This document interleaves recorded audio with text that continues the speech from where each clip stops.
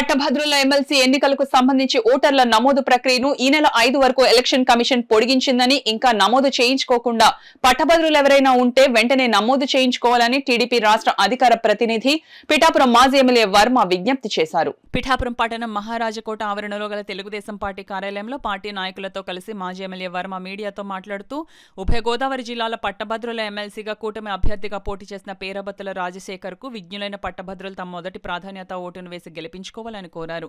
కార్యక్రమంలో సఖమళ్ల గంగాధర్, నల్లా శ్రీను, రాయుడు శ్రీనుబాబు, కోరుప్రోలు శ్రీను, కోలా రాజు, పిల్లా సురేష్ తదితరులు పాల్గొన్నారు.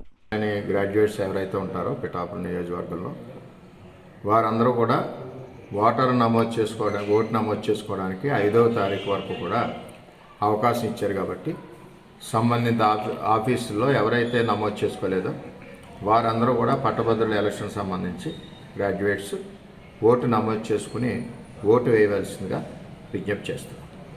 పేరాబత్తుల రాజశేఖర్ గారిని పట్టభద్రుల ఎమ్మెల్సీ అభ్యర్థిగా కూటమి నిర్ణయించడం జరిగింది.